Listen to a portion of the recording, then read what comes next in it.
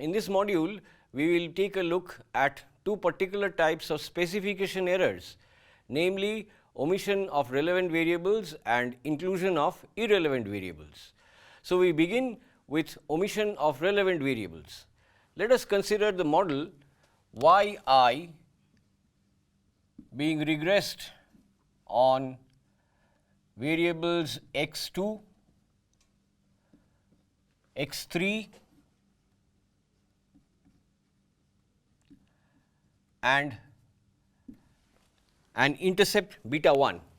So, this we assume is the correctly specified model with all the properties of the classical linear regression model. Suppose that one variable is omitted. For example, x3 is omitted. So, the second line shows the incorrectly specified model. To distinguish between the two models, we may use the notation alpha 1 and alpha 2 instead of beta 1 and beta 2. So, the second line shows the incorrectly specified model and the first line shows the correctly specified model. So, this is the correctly specified and the second line is incorrectly specified.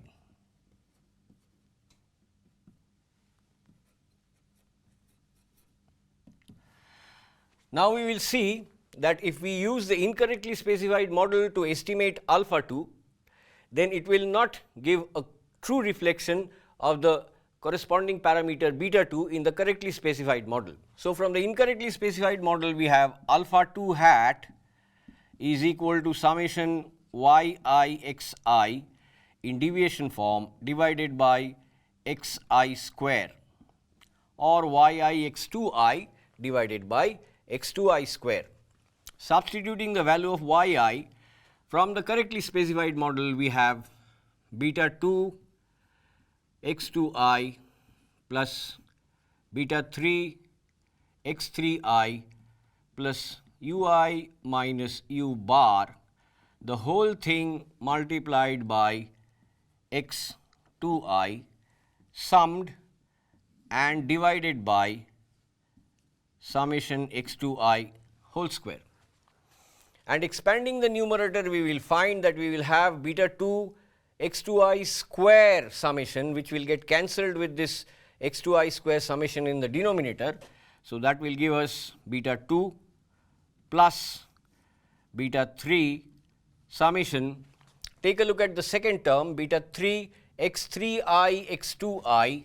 So, this is x3I x2I divided by summation x2I square plus summation ui x2I divided by summation x2I square.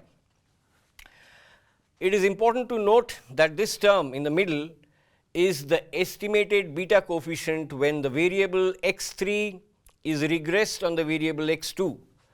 So, this is equal to beta 2 plus beta 3 times estimated beta when x3 is regressed on x2 and plus we have summation ui xi divide summation x2I square, ui x2I divide summation x2I square. And therefore, expected value of alpha 2 hat will be equal to beta 2 plus beta 3 and beta 3 2. So, what happens is, although variable x3 has been omitted from the model, it shows up through its correlation with variable x2. So, if x3 and x2 are correlated, then the omitted variable shows up through its effect via x2. So, therefore, this is not equal to beta 2 and that means the estimate is biased. So, the estimate that we get is a biased estimate. So, that is the basic problem. If we omit a variable, but that is correlated with the variable that is correctly included, then the shadow of that omitted variable comes into the estimation, and the estimation procedure leads to a biased estimate.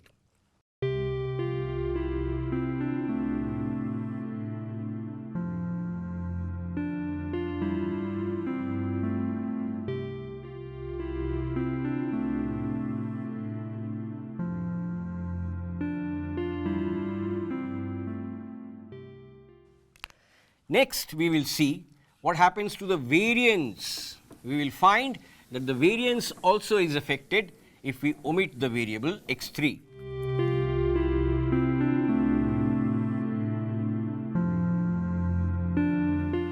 So, the variance of alpha 2 hat, we know from our standard results of the simple or two variable model, variance of alpha 2 hat is sigma square divided by summation x 2I square. That is a very basic result that we have seen in the earlier modules towards the beginning.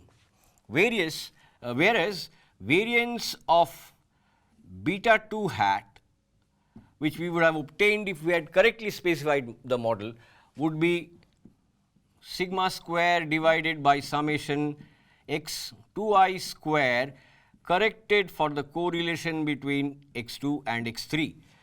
And so, we see that this variance from the incorrectly specified model will be smaller than the variance that we would have obtained had we gone for the correct specification. So, there seems to be an apparent trade-off. Although the estimate is biased, its variance is smaller, but that is not the whole story. Reason is that the estimate of sigma square is given by residual sum of squares divided by n minus degrees of freedom. So, if we go for the incorrect model, it is RSS with 2 regressors divided by n minus 2, whereas if we had gone for the correct model, then we would have had RSS 3 with 3 variables divided by n minus 3. So, this is the correct estimate of sigma square hat. Expectation of this is equal to the true variance, whereas this is not. Expectation of this is not equal to the true variance. Therefore, it shows up that not only is the estimate biased, the estimated variance of the coefficient is also not correct. Therefore, the entire estimation procedure leading to t distribution or any other distributions, that gets affected. So, the entire estimation procedure is not correct if we incorrectly specify the model and leave out a variable which happens to be a relevant variable.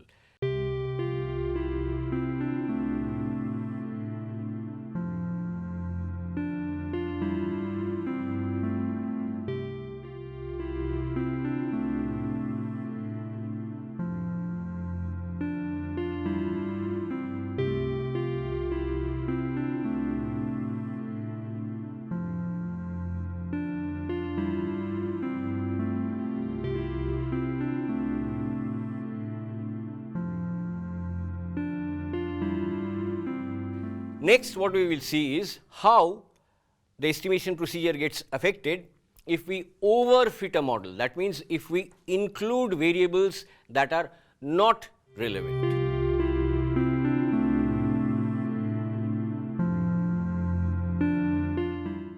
Now, let us take a look at what happens if we overfit a model. So, the correctly specified model has only one regressor, and the model which will be fitted has 2 regressors. This is an irrelevant variable which is incorrectly incorporated into the model. Basically, the results will be that even if this incorrectly included variable is in the model, the estimates of the actual coefficients will remain unbiased. So, alpha 2 hat from the incorrectly specified model is, as we know, yi x 2I x 3I square plus summation yi x 3I summation x 2I x 3I all upon summation x 2I square summation x3i square minus summation x2i x3i whole square. Let us take a look at the numerator.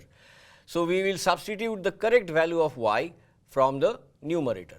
So, substituting yi, we will get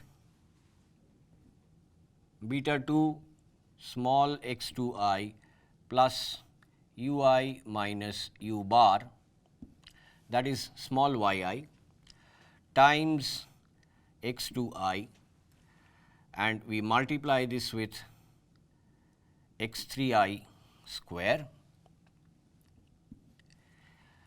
plus again yi, that is replaced by beta 2 small x2i plus ui minus u bar and multiplied by x2i x3i all upon x2i square summation x3i square summation x2i x3i whole square. So, let us look at the numerator closely. Beta 2 times x2i, again x2i. So, beta 2 summation x2i square multiplied by summation x3i square. So, substituting y in deviation form by beta 2 small x2 plus ui minus u bar, what we get is from here yi x2i. So, this is small yi x2i times x3i square minus small yi, this is small yi x3i times x2i x3i, and so collecting beta 2 terms together, what we have is beta 2 open second bracket and then x2i square summation of that, x3i square summation of that, and we also have beta 2 on this side. So, x2i x3i the product, again x2i x3i the product. So, you have x2i x3i whole square, and this term within the second bracket is exactly the term in the denominator. So, these get cancelled out and we come out with beta 2 plus we have the terms with ui, that is ui minus u bar x2i. Of course, u bar summation x2i will be 0 because x2i is in deviation form. So, this is ui x2i times x3i square minus again ui x3i times x2i x3i. So, the final result is alpha 2 hat is equal to beta 2 plus the expression in ui's. And of course, if you take expectation of alpha 2 hat, so expectation of alpha 2 hat will now be equal to beta 2. So, if we include an irrelevant variable, the estimates remain unbiased. However, the variance will be affected, as we can see by writing down the expressions for variance.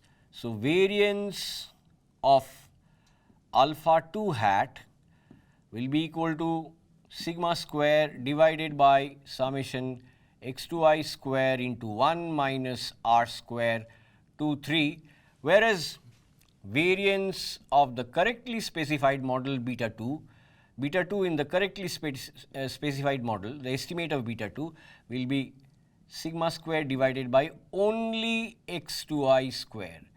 So, from the incorrectly specified model, the variance of the estimated alpha 2 is going to be larger, because here we have 1 upon 1 minus r square 2 3, and r square 2 3 is less than 1, but greater than 0. So, this is a regular fraction. So, therefore, the variance from the incorrectly specified model, variance of alpha 2 hat from the incorrectly specified model is going to be larger. So, to sum up, what are the results of overfitting the model, that is including an irrelevant variable? Result is very nice, that is alpha 2 hat, the expectation is equal to beta 2, that means estimates remain unbiased, but the variance is now larger.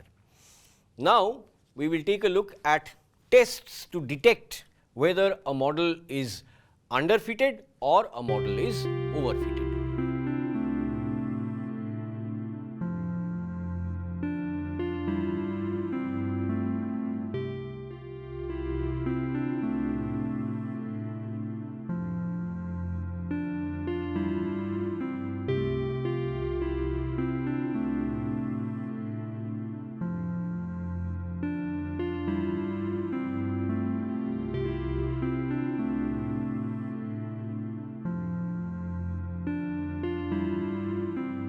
Now we take a look at a test for adding variables.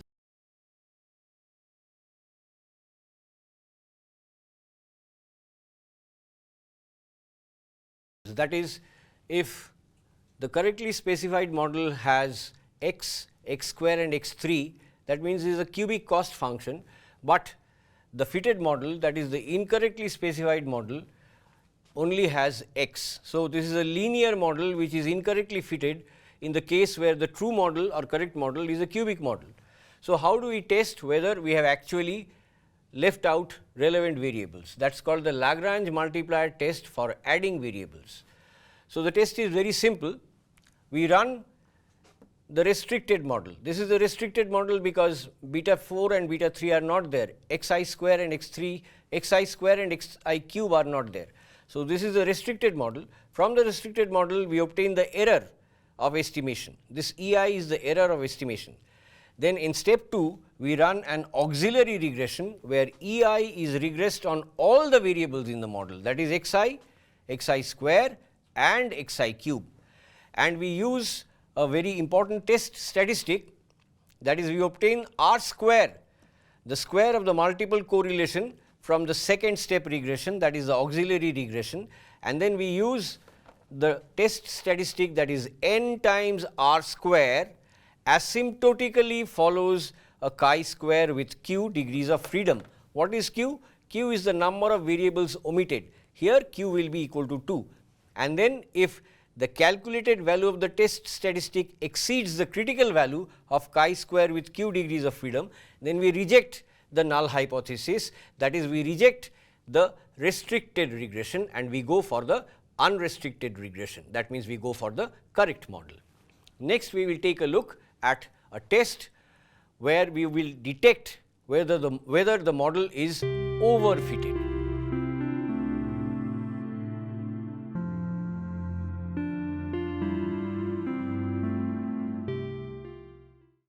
It is also very simple. So, we are modifying this and we are writing test for overfitting. So, test for overfitting. So, now this is the correct model and this is the incorrect model.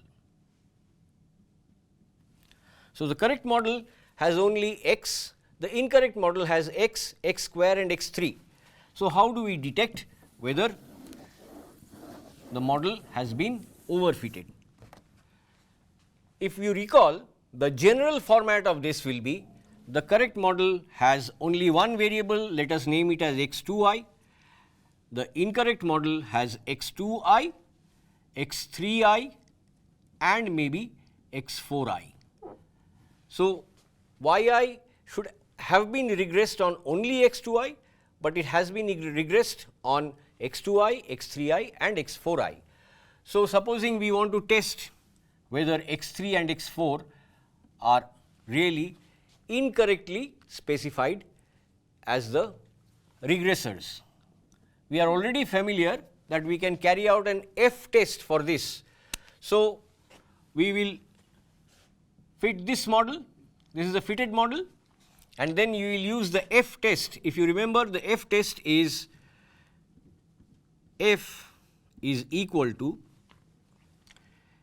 restricted residual sum of squares minus unrestricted residual sum of squares divided by the number of restrictions all upon unrestricted residual sum of squares divided by n minus k. So, here k is 1, 2, 3, 4, here it will be n minus 4 and the F distribution will have degrees of freedom q and n minus 4. So, we run the model and then we run the restricted model also and we calculate the F statistic as restricted residual sum of squares minus unrestricted residual sum of squares divided by number of restrictions all upon unrestricted residual sum of squares divided by n minus k, where k is the number of regressors in the unrestricted model, and we compare it with the critical value we compare this with the f star q comma n minus k at the chosen level of significance. And finally, this will give a clear indication of whether we have overfitted the model or not. Actually, these F tests were done in detail when we studied the problem of testing of hypothesis. So, this is a very simple test, once again a repetition of what we had done earlier. We are actually testing whether these two coefficients beta 3 and beta 4 should be there or not. So, the null hypothesis is beta 3 equal to beta 4 equal to 0. So, the null hypothesis is H naught beta 3 equal to beta 4 equal to 0. That is, we write beta 3 beta 4 is equal to 0 0 and H1 is beta 3 beta 4 is not equal to 0 0. So, we compute this test statistic. If it exceeds the critical value, then we reject the null hypothesis, that is, reject this, and we say that this is not correct.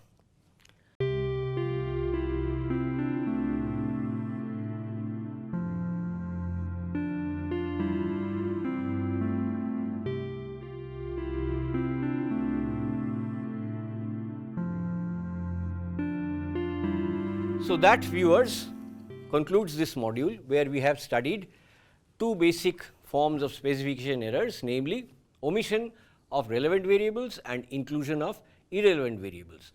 Once again, to summarize the points, if there is omission of a relevant variable, then the estimate is biased and the variances are also not properly estimated. This is true when the omitted variable is correlated with the variable that remains in the model, and the test that we carry out is an LM test for detection, whereas if there is an inclusion of irrelevant variable, then there is no bias problem, but the variance again becomes larger, and this we can test by our familiar F test, or if you want a single coefficient, then you can use the T test. So, do go through the study material and please come back with any clarifications that you require. Thank you.